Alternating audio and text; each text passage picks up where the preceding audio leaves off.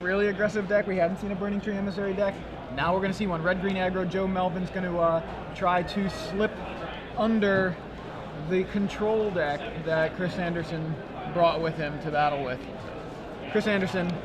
Now this looks like Reed's list. Reed's list, notably, I mean, the first thing, again, and it's what I noticed on the last one and accidentally mixed it up. Reed's list actually only had one Augur Bolus main, and that's what Chris is running here. Oh, so Chris Andersen in band control. Yep. 2 main deck Ground Seal also. Reed specialty. Yep. There's Progenitor Mimic in the sideboard. The Elder Scale Worm. I mean, I'd have to look to confirm for sure, but if this isn't 100% Reed's list, it's real close. Yeah. I love this. The 2 Renounce the Guilds in the main, 2 more in the board. Yeah, it means Oblivion business. Ring instead of Detention Sphere. Yeah. Both 2 in the main, 1 in the board. So Joe's getting off to a pretty good start. Yep. Strong Kirk Noble into Flint Hoof Boar. Very, very good opening. It's not, you know, it's not like 4 Burning Tree Emissaries aren't in play, but outside of that, Chris Andersen looks to be missing white mana. He's going to need 2 of those if he wants to Supreme Verdict. He's a Simic Evolve deck, I think, is what Joe might be thinking. Yeah.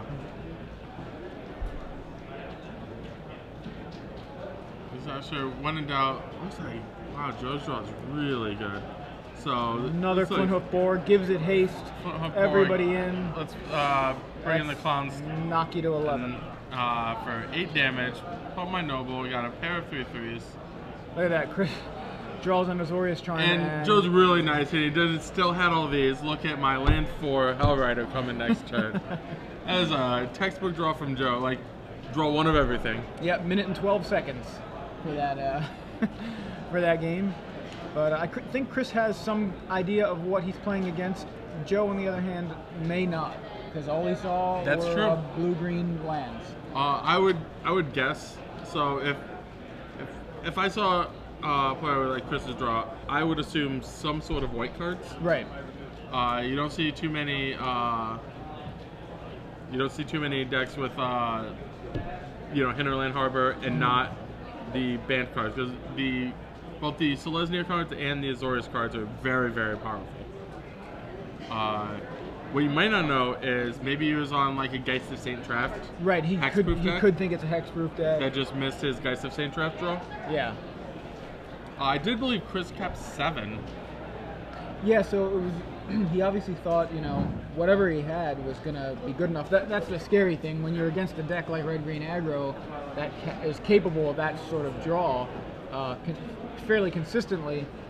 Keeping a questionable 7 is a lot more risky. Of course, we assume he didn't know what his opponent was on, so he thought, you know what, I have a few turns. And against another deck, he would likely have kept going a bit further. Just he would have survived a little longer and tried to find that white mana, and we would have gotten a better look at what he actually kept. All we know was double Hinterland Harbor, Island, Azorius Charm was the last draw. Yeah. Didn't see anything else from Chris, but I like the deck choice. That's it. So if we go to sideboard, it's pretty much only Chris sideboarding heavily. Like, I think Joe would make a significant mistake if he sideboarded heavily for this game, unless he has some sort of like knowledge of what Chris is playing. But even then, like, if I'm Joe, I believe the correct sideboarding is simply take out 3 Pillar of Flames, bring in 3 Skull Cracks.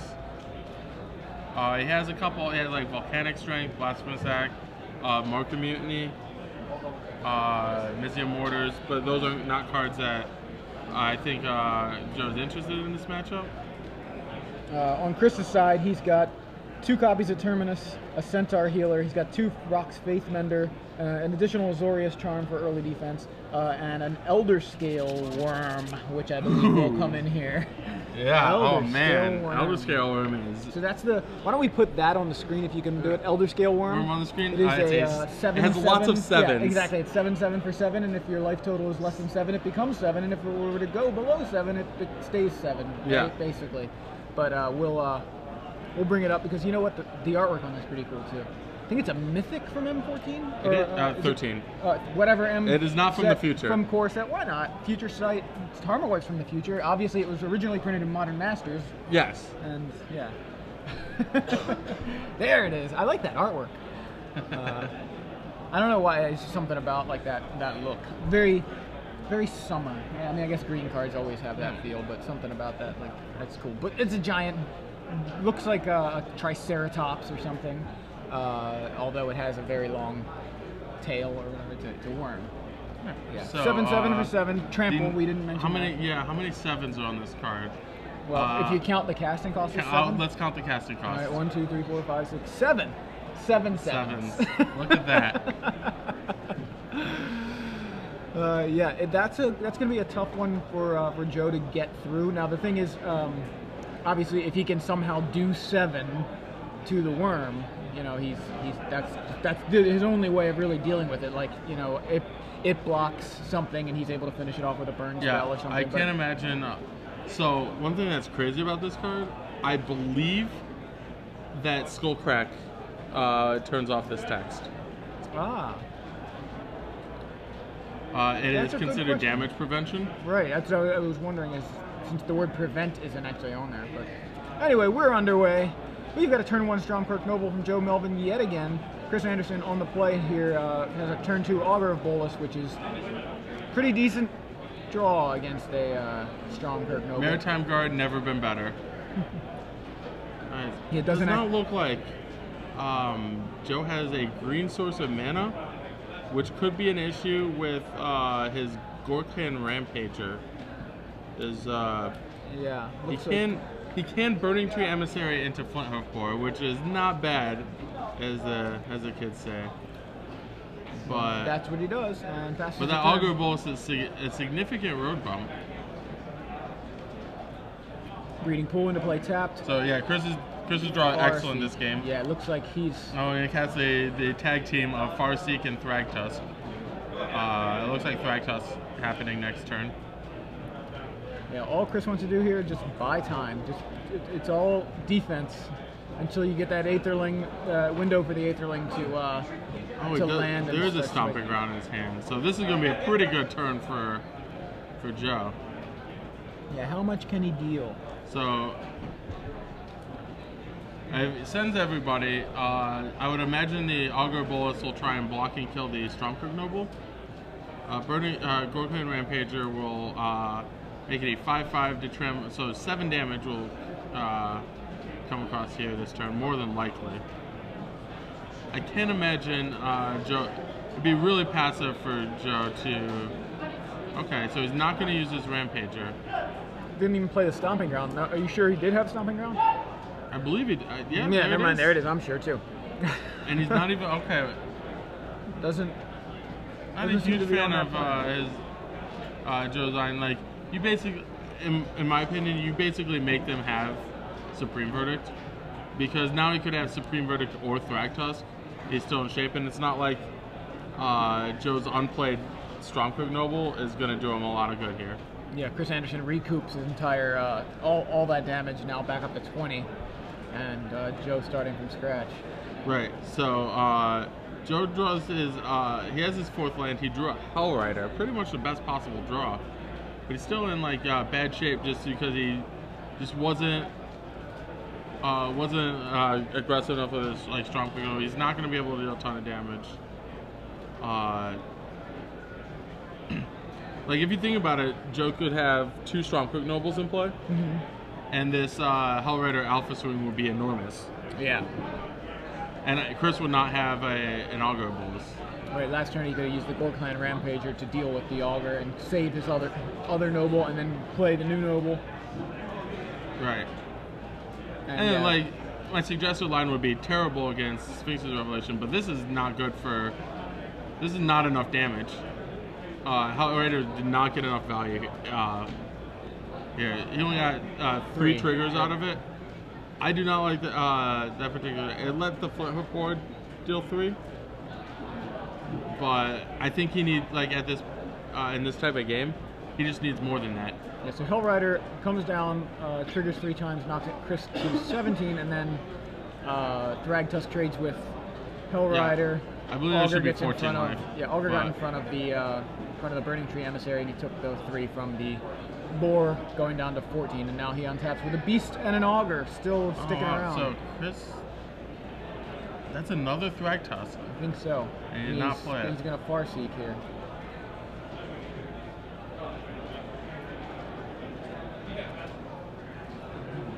I believe Chris drew a Centaur healer as well. Maybe that's what's coming down this turn. I saw it when he was shuffling for Farseek.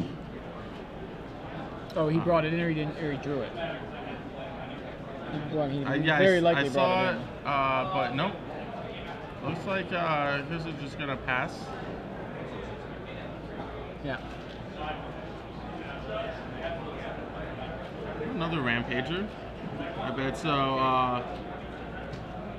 Yeah, Joe passed the point where like he can't play around sweepers anymore. He pretty much just has to. Yeah, at this point, okay, Augur's just blanking the Emissary. Beast trades with Boar. He's going to go the other way around. He's going to use the Beast. I believe this is not going to end well for Joe Melvin. Now Chris is deciding to do it that way. Okay, so he's going to blank the Emissary and use the Beast to try to trade with the Boar. Of course, Rampager going to happen here, and now Chris is going to go ahead and think twice. See if it's a miracle. Any miracles? Not a miracle. That's fine. So Chris is going to take 4 damage from the trample. Right. It goes to 10. That Augur of Bolus sticking still around. Not playing his Stromkirk Noble. He's not doing anything in his hand, that's for sure. It's like he's saving it for a follow-up to a Wrath or something, but I think Chris is going to think twice and then either Thragtusk or Supreme Verdict. Yeah, Verdict. The attack with the Augur of Bolus. Augur not going to survive through this, so Supreme Verdict sweeps the board. Hinterland Harbor comes down, and Chris at 10 life with a clear board in good shape with at least 1 Thragtusk, I believe 2 in hand. I believe his flashback Thragtusk gave him a land. Yeah, his flashback I think twice gave him a Thragtusk. Yeah, so there's that Noble. And this is what I don't like about with like Joe's line of play. This Stormcroak Noble still not good this turn, so might as well make Chris have a Supreme Verdict, sweep up the board. Right, there's a couple of damage that Joe left on the table by not casting the Stormcroak earlier, because it would have attacked with the Hell Rider. That's at least 1, and likely gotten in, or allowed another creature to get in at some point. So. All right, so Searing Spear here. Yeah, and this is the unfortunate part. Even though Joe's draw, his draw has been very good. He's drawn exactly 4 lands, had a bunch of things, had his case cards pretty often, but it's just not going to be enough. Like, he's uphill against all these Thragtusks. Yeah, so Searing Spear takes out the front half of Thragtusk. The Beast blocks the Noble. The Noble gets a Rampage from the Board Clan Rampager, and the Noble gets Rampaged, destroying the Beast. And now Chris went down to 10, or I'm sorry, went down to 8. Yeah, from the trample on Stormcroak Noble, but yeah, he's just Chris Andersen, healthy life total. Yeah, the life total's throwing me off because they was just 13. I thought he had been down to 8 for some reason, gained 5 off Thragtusk. So either way, he must have been at 13 and then gained 5 off Thragtusk. And he was the at thing 10, that'll probably so end this game is that Sphinx's Revelation in Chris's hand, and that will give him more than enough gas to just finish the game off. Yeah. So Stormcroak Noble joined by Burning Tree Emissary and Ash Zealot. And Thragtusk, he's thinking. No, don't cast this Revelation for 2. Okay. He's just going to cast it for Infinity. Yeah, Revelation Infinity there for 5, yeah. Might as well be Infinity if you're in Joe's seat. Drew a lot of lands. 1.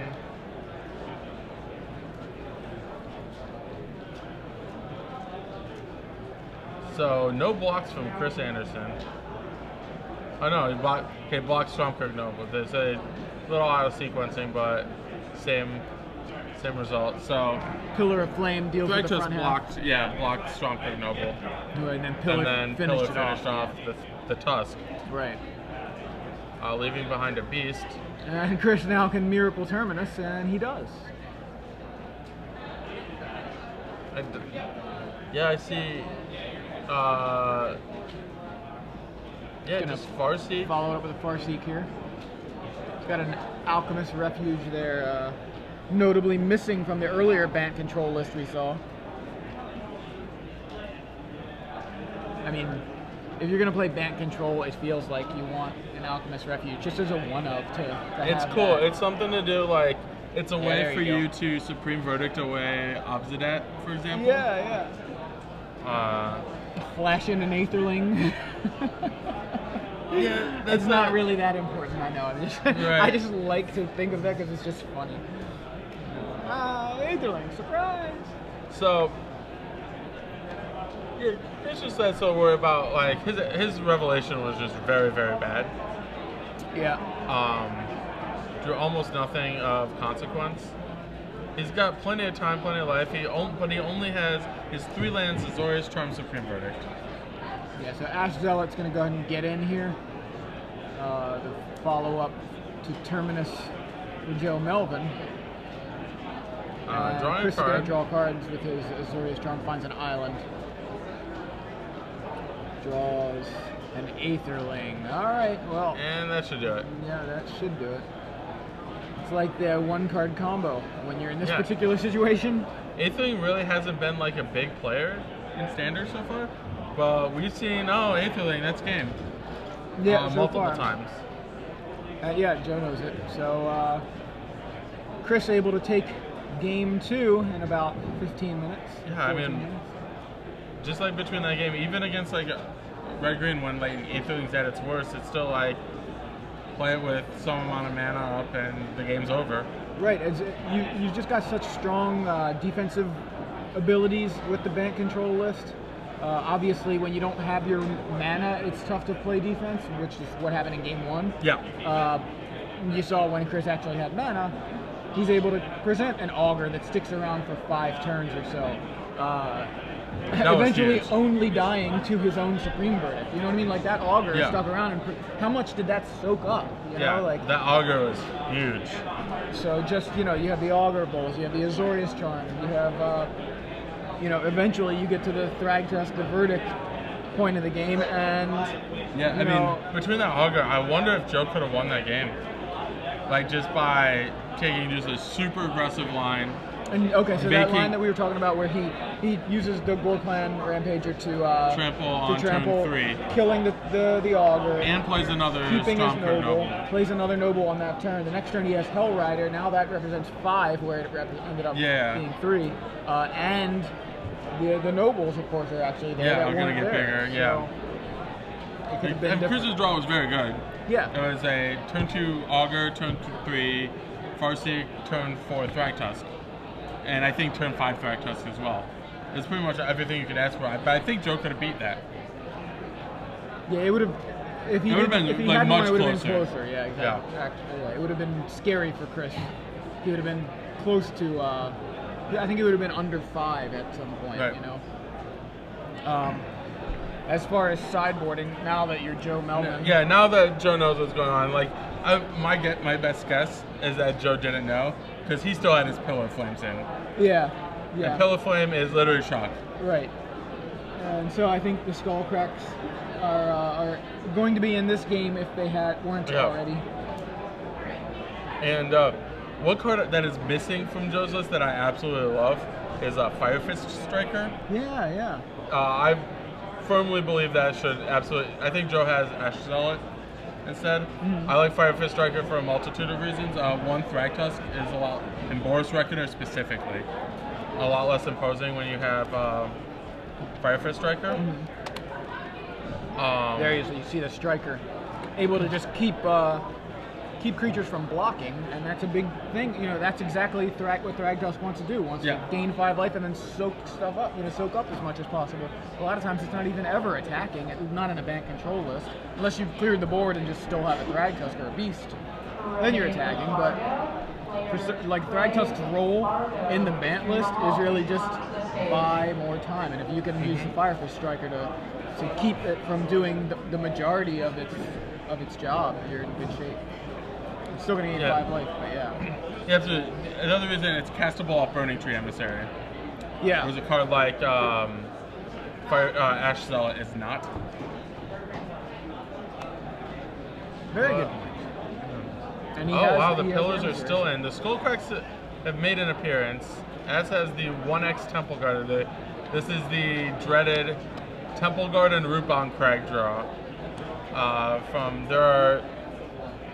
There's one copy of his Temple Garden. It's the only non-red source in his deck. But most of the time you want to keep if your spell mix is good. It looks like Joe is going to keep. Interesting.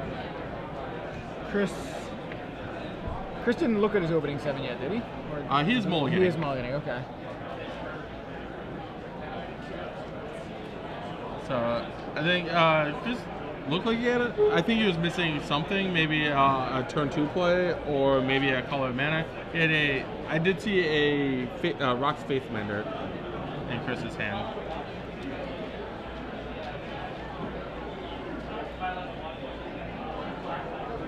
If you're just joining us, I'm Joey Pasco, joined in the booth by Adam Prosak, coming to you guys live from St. Louis, where we're bringing you guys round 4 of the StarCityGames.com Open Series. We're getting a tour of the standard format at the moment, although I will say one particular shard has seemed to show up quite a bit. We've seen Bant Hexproof, one version of Bant Control, and now here is a different version of Bant Control. Chris Andersen piloting a list that is identical, if not very close, or very close if not identical, let me say it that way, to the list recommended by Reed Duke. So, and we're underway.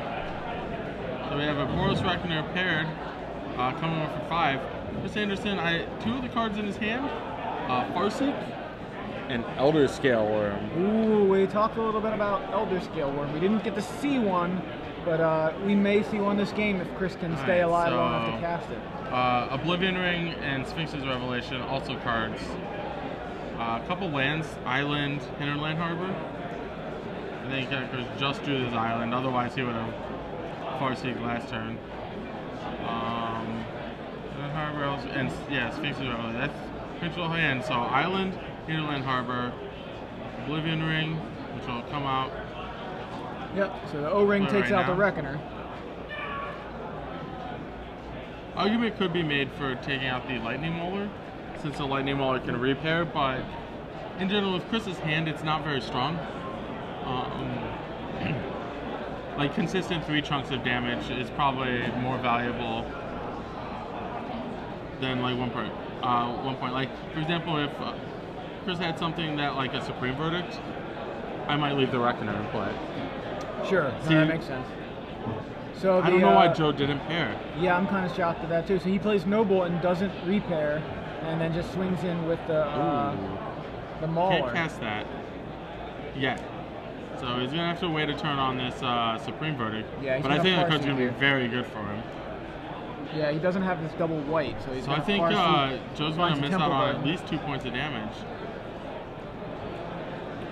Not pairing the Noble.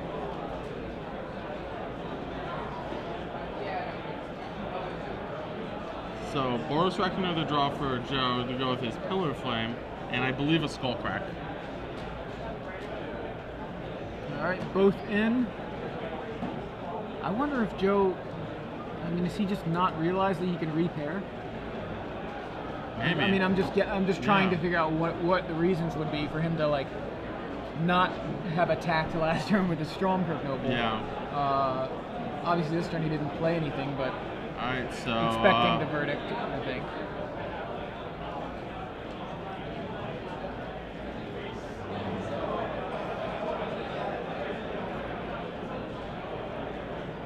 Alright, so here's how I want this game to go. Okay. Here comes number 2. Okay. So I wanted Boros Reckoner to come down? Ooh. Terminus from Chris Andersen. He's just gonna draw it. Yeah. And he's gonna revelation here for. Oh, Joe just won this match. Ooh, If Joe plays it right, he just won this match. Skull crack. So Chris Andersen's at 7. Joe has a Boros Reckoner and a Pillar Flame in hand. That's 7 damage. Oh wow. Okay. Yeah. Let's see what happens. So Chris make sure Andersen's he's got down to yep. 7. Pair it, attack him to 2. Well. And here comes Pillar Flame, and that's the match. Wow. Wow. Yeah. Yeah, Chris not happy. Yeah. He's just like, man, like he could have Terminus there. Yeah, that was crazy because I don't think I would have Terminused either because you're like it's just that one guy. And if he has a land, he doesn't. If he has a land to play, he doesn't Revelation on his main phase. It just like lined up with Joe's hand perfectly. Yeah.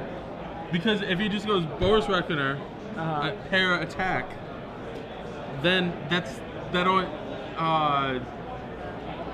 takes Chris can Revelation on Joe's turn. Right.